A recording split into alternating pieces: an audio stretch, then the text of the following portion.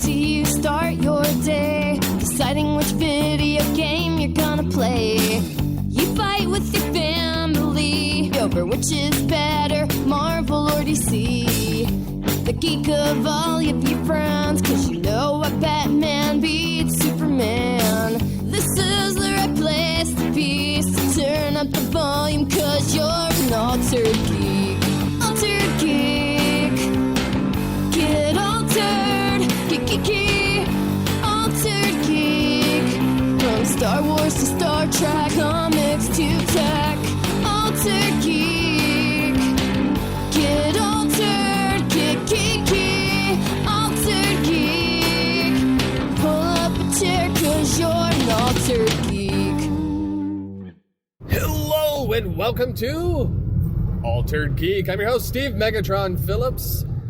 I am recording this on my drive home. I'm holding my phone, but I'm not actually looking at it. I'm watching the road. So I want to preface this with saying, if you ever get the opportunity to try something new, I think it's a good idea. So what I mean by this is I was invited, and I know I've mentioned this in previous episodes, that I was being invited to the Michigan Science Center. The beautiful part about this whole thing is I was able to get out of my comfort zone. I was able to try something new. I apologize for the sound. Again, I'm not in my studio. And if I got my microphone out that I use at my studio, unfortunately, the bumps would still be loud. If I was in my SUV, it'd probably be a different story. But, yeah, I'm in my clunky Korean car. So I had a opportunity to host the event. I was able to meet up with the Starfleet International Commander, Fleet Admiral Dan Toole, the commander of Starfleet, and I was able to meet with Commodore within the Sinclair, the Region 13 meeting chapter, which I guess it's not often or at all that they get two from Region 13 that end up at the same event. I didn't have anything specifically to promote for Region 13, but or the Future Imperfect, because again, correspondence chapter, so technically it's not allowed. But even then, there was a gentleman there that did sign up on the spot to Starfleet and join the Sinclair, which was cool to see. I got to meet a number of Trek fans. Had a conversation with a lady that had to be in her late 60s, early 70s, and her daughters were there, and they were all drinking. It was hilarious because the old lady, surprisingly enough, I just because people were trying to be funny, and they were like, "Oh, I know all this trivia. I know," and there were people that were like just mind-numbingly good at it. Better than me, even. I remember things, but these people remembered specific things, like actors, name of the episodes, key elements. Although it was awesome when we went through the trivia, because a lot of people were just having just insane difficulty. The lowest scores were 19 or something, and the highest was 33. Now, mind you, there was a possibility to get well over 110 points. It was about 110 points because 80 was the last round. And then you get bonus questions you could earn points from. But if you lost or you missed a question on any part of the way, you lost points instead of gained points. So it was kind of fun to watch. But yeah, it was an interesting thing that I was able to experience because I took myself out of my comfort zone. And don't get me wrong, the thought of it terrified me. The thought of it.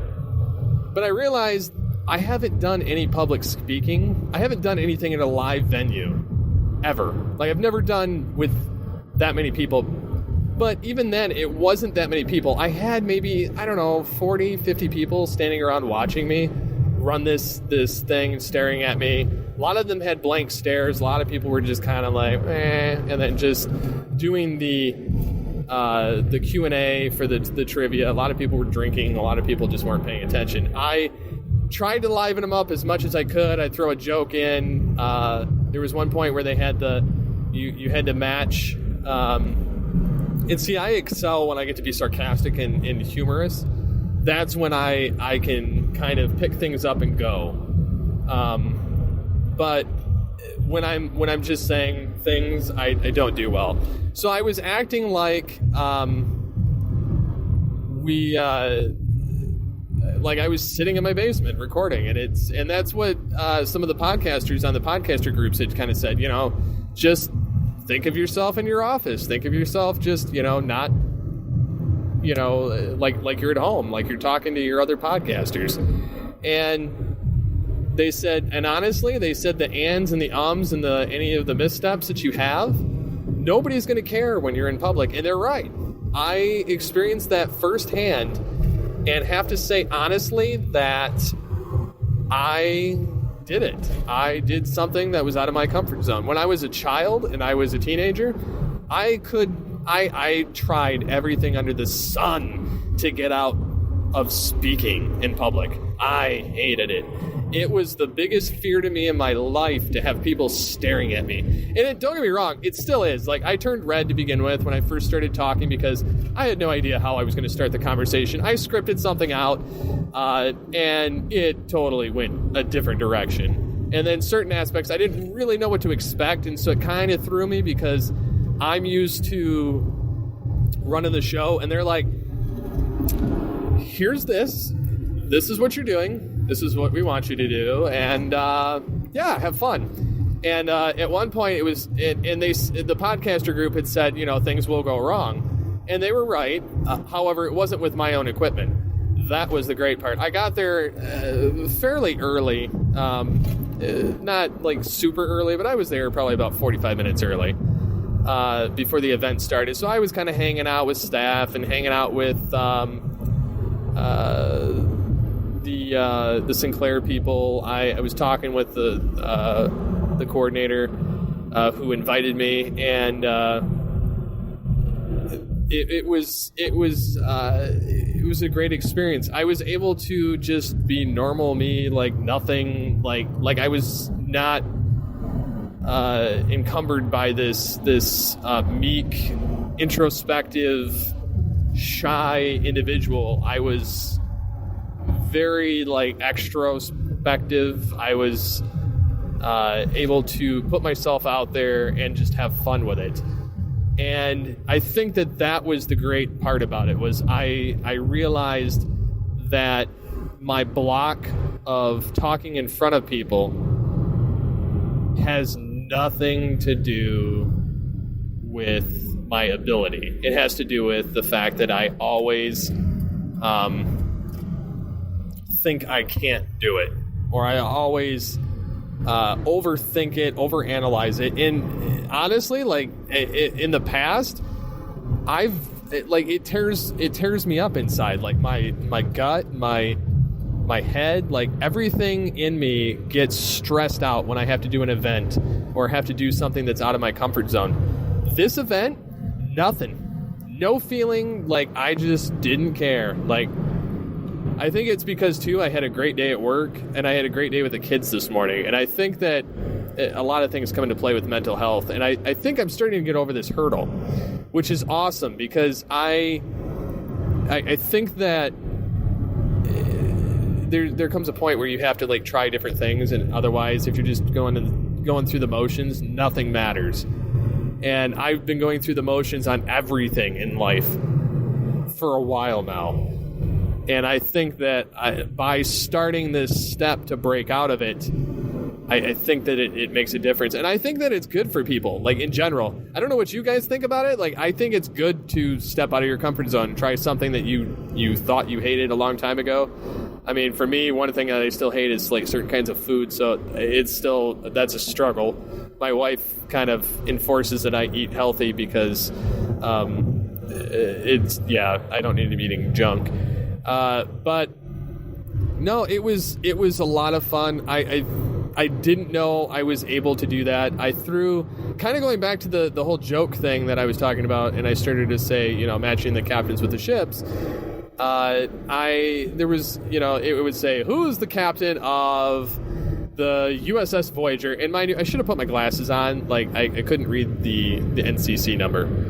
But I said, who is the captain, of that? And then I go to the Enterprise 1701, and I thought I'd be funny with it, calling up my favorite joke of Relics, where Scotty goes to the holodeck and he says, "Show me the bridge of my ship." And then the computer says, you got to be more specific. And he says, "Show me the bridge of the Enterprise." And then the computer says, "There have been 4 ships with that designation, or 5 ships with that designation." And he goes, "NCC 1701.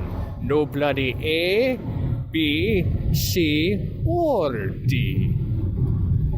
And so I did that joke in front of everybody, and I got a pretty good roar of laughter out of the crowd. And I was like, and that was like the beginning of the second round. So I was like, okay, I got this now. The first round was a little rough because it was like, who's a good guy, who's a bad guy? And so, like, if you want to hear the whole, at least round 2 through 4 that I recorded on Future Imperfect, go over and listen to that episode. I'll link it in the description for more details on the event. Some things went awry, but it worked out overall. No, but the problem, like, when I was talking to the podcasters in the podcast group, like, look, I've never done a live event. I don't know what to do. How do you handle it? And they kind of gave me all kinds of hints, just kind of pretend that, you're still at home and all that other stuff. And then they said, one of them was real blunt and like, take a list of your stuff, take your stuff with you, check your stuff, double check your stuff, listen back to your stuff, double check it, And then after that, they're like, you will have something go wrong. Doesn't matter, like, something will go wrong. And sure enough, something went wrong. I forgot to record round 1 on my computer that I had. And round 2, somewhere in there, and it probably gets quieter in the Future Imperfect thing, I was on a microphone, like, I was on a headset, and this was like the most awkward headset in the world. Like, it clips over your ears. Both ears, and it would have been better if I just had the one that was just over one ear, but I don't know. Anyways, it was interesting because I was talking and the batteries went dead on me in the middle of speaking. So I had to shout, and then that's when Fleet Admiral Dan Toole from Starfleet International came up and started yelling stuff with me too. And so we were having fun with it and kind of screwing with it and, just having a good time. I did get a couple of thank yous at the end of the event, which kind of surprised me, saying that I did a good job. Thank you for doing that. And I tried to keep people informed. It took a little while to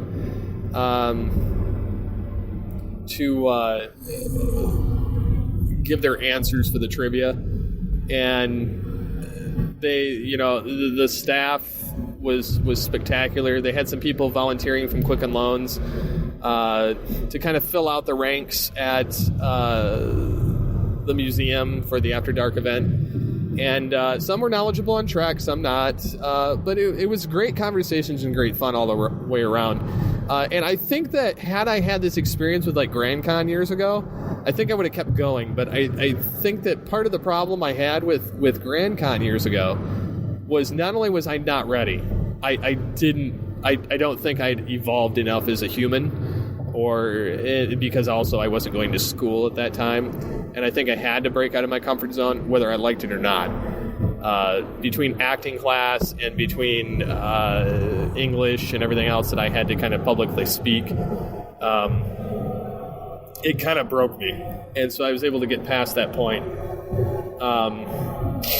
So Yeah, I definitely think that people should try things new or try things that terrified them as a kid and really revisit things. I think that it can make a difference in growing your character, growing you as a person, and I think it's a lot of fun. Like it's something that if I was invited to another convention to speak or to host a panel or something, I think that I would do really well at it this time.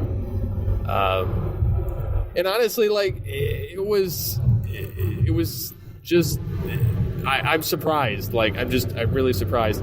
That probably means that I'll end up being asked to speak elsewhere, whether it be my church or like other like group kind of gatherings, events locally. But yeah, it's totally different as an adult. I think that, I had a great time with my kids in the morning, running around, playing outside, chasing each other, pretending that we're collecting animals that were actually sticks and putting them in corrals that the kids had drawn with sidewalk chalk in our back porch area. And then of course we had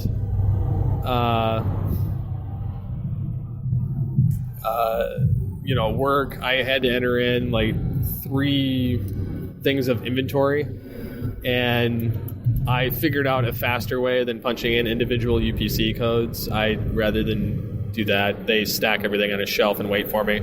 So I went over and I manually, I got a UPC scanner, hooked it up to the computer system, and I started scanning items because it turned out about 50% of the items that they had from their invoice were brand new to the system, and so they had to be manually entered. And so it saved me a lot of time typing in UPC codes because everything else is much faster. So I did that, and then I drove to the event, and honestly, it's been a great day. I missed my family, getting to see them in the evening, but I got to discover something new about myself too. So, but yeah, as far as geeky stuff's concerned, that Captain Marvel trailer, man, that was better than I thought it was going to be. I thought for sure I wouldn't care. There have been a couple of gripers or feminist gripers online about, well, Captain Marvel only had 33 words and Sam Jackson as Nick Fury only got 45. And it's like, well, yeah, but Nick Fury's also like he's our man of the hour, like kind of the architect of the entire Avengers initiative, and he's kind of the glue between all of them and connecting all the films and kind of integral to the story. So, this kind of helps the little drawbacks of him losing his eye and, getting Phil Coulson back in there, which I'm in favor of. I think that people are just over-exaggerating it because you get to see the power of Captain Marvel in the trailer. Whether she gets more words or not, like, who cares? Because when it boils down to the movie, Nick Fury is going to be a footnote compared to Captain Marvel, which is going to have a variety of scenes in different locations, whether it be in space or when she had her life on Earth. Fury is probably going to be there like sporadically, but not. The story is Captain Marvel, so like people are making a mountain out of a molehill on that ship, and I think that we're getting a good movie in that, and that it's going to help build the universe and kind of bridging that gap between Captain America and Iron Man. And I think that we're going to also get more of why Tony Stark is so important and why Captain Marvel are so important. Because Tony is, for all intents and purposes, the one that they've been trying to preserve through the entire timeline. And Tony, even in Age of Ultron, saw all of the other Avengers like dead, and he's just standing there alone, which is kind of, in essence, what happens in Infinity War. So it's not much different. So we'll get to see kind of what happens as this whole thing evolves. along the way. So what has been geeky to you guys? I know some people are watching the DC Universe stuff or really into that, really interested. I myself have no interest in the DC Universe. I actually have no interest in picking up any new shows. I really don't. I'm dropping some current shows. I'm going to check out Lethal Weapon on season 3 to see if I really care or still care. I'm also going to drop Supernatural. I'm going to pick back up Last Man Standing because honestly, like, it's not that big of a deal. Like, it's still a continuation of a series I was watching, so I don't feel like I'm picking up a new show. It's not like I'm getting reinvested in something. It's something I was previously invested with. I'm going to watch The Orville. I'm going to watch Discovery. I'm going to watch The Picard Show, which is kind of a new show, but not really. Like, I still consider it a continuation of TNG. The Star Trek shorts, I may or may not watch them. It just depends on if I really care. The Con series, I see that as a continuation. I'll watch that. The animated thing, probably not. Just kind of depends on what era they cover. The Starfleet Academy, I'm not going to pay attention unless they have like some reprisals from past cast members. Otherwise, I really don't want to get involved with it. And then there's a number of other shows. Like, there's superhero shows. I'm not picking up Black Lightning again. I'm probably going to drop Supergirl. I may drop Arrow. It just depends on where they go with it. But I'm still going to watch Flash and Legends of Tomorrow. Really don't know of any other shows I'm watching at the moment that I'll still care about. I watch Mysteries of the Museum. I watch Shark Tank. Shark Tank is kind of sporadic. It's kind of not really something I pay too much attention to. My wife and I have just recently started watching Trading Spaces, even though like first the season that just aired for the revival. We're still like finishing the season. We've got like 3 or 4 episodes left to watch. But we've been enjoying that just because we're remodeling our living room space and trying to get ideas, even though it's not really applying to anything we're doing. But it's still interesting to see the creative juices of it, and I enjoy it. We used to watch it when it was on previously, so I wonder what else like you guys are doing. Like, I really want to hear from you guys and hear what is resonating as far as your geekdoms or just what you're interested in, whether it's TV, pop culture, tech. I know that tech right now, between that whole thing with the music debacle going on, and then a number of organizations like BuzzFeed and some others like that are actually dropping their entire podcast departments, which is a bit insane to me because it's like they're expecting instant gratification, but it doesn't happen overnight. There are guys that have been doing it for 13 years and are doing infinitely better than I am. And mine is, I blame it on myself. There's a lot of me that's the problem on my stuff, and I think that as the Geekcast Radio Network evolves, I think that we really need to revamp and evolve our programs as well, because we've been kind of formulaic. I mean, it's not, I'm not knocking any of the shows, but the only one that's kind of broke out of the mold recently is Dan, and that's with his video show. And honestly, like, he's getting probably more traction than some of the podcasts are, and that's I'm not knocking anybody on it, but it's just it's a reality. Like, video does grab people more than audio, but the new site will make it so that when you click on those and you want to read whatever's below it or see the comments, the video will follow you on the page, how I've got it set up. So I'm rather proud and excited for that feature to take a play in the new site. which I'm still working on. We've discovered several bugs that were a problem. After I thought I only had a few things left to do, there's other things that have to be double-checked and triple-checked. I still got to import all the material that's left. I got to tweak some things. I'm still debating whether there's going to be a sign-up, like a user sign-up feature. I've gotten a lot of spam bots, so I got to figure out how to counter that. And also as far as like possibly doing memberships.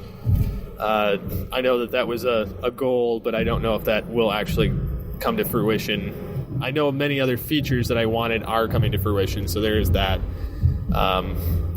And then there's a number of podcast organizations that are just, or businesses that are just not doing all that hot. Like I used to work in radio, and I used to work for an organization, and so like I know that they've not been doing well. Not that I wish them ill will, because I enjoyed my time there, and I did enjoy working for that company. I saw a lot of room for improvement that was being neglected, but that's neither here nor there. I'm not there anymore, so all I can do is focus on the present. But yeah, so I've been just kind of wondering what's going through some of these businesses' minds as far as their podcasts, and I've been watching the groups on LinkedIn and on Facebook, and they're just like, what do they think? It's just going to happen by itself? Like, you have to actively try this. They're like, no. BuzzFeed's like, I'm going to dump all of our shows into our video programs, and we're not going to do podcasts anymore. I don't know what that accent was. It kind of rolled. But yeah, so I just don't understand some of these companies. I'm trying to get a job in podcasting. I'm trying to get a job in like radio again, or television. Like, I really want to work in those, those three categories there. It's been tough. But yeah, it's been an experience this week, and next week we're closing in on episode 300. Tuesday we'll have episode 299, and 300 will be next Friday. I'm kind of excited to see where we go. I will state this, and I mentioned this on a post on Facebook. There will be a hiatus after episode 300. I do not want to do 301 until I've got something figured out. And I'm going to go weekly again with the show. I don't know how you guys feel about it. Let me know in the comments, or on Facebook or Twitter, or email feedback@altergeek.com. Just let me know what you guys think on that, about going back to one a week and doing like a longer variety show like we used to do, or just covering, lightly covering some of the topics, and then, or some of the news, and having a major topic. And I definitely want to incorporate feedback again in like every episode. I feel like that was like, it was a lot of fun for me. Like I enjoyed answering questions on every episode, rather than having to pool them together and put one like feedback episode. And sometimes those feedbacks spawned whole topics. So it was a lot of fun to have those included, and I really hope to kind of re-evolve the podcast, redesign it, redo it. It's going to be kind of structured, but not really. Like I feel like sometimes I want to oversimplify things or overcomplicate them, and there's really just no need for it.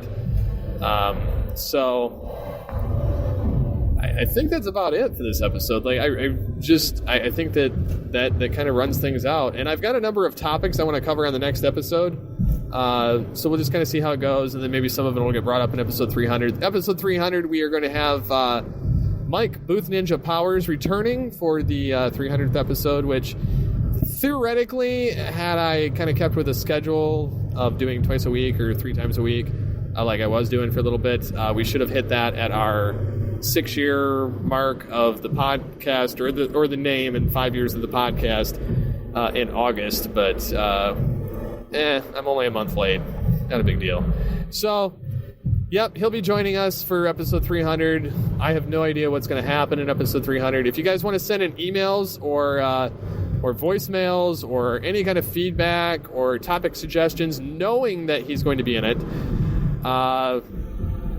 send them to feedback@alteredgeek.com and just kind of let me know. I really would like as much feedback as possible in that episode of what you guys want for this show and for just discussion points and the fact that we're hitting 300 episodes.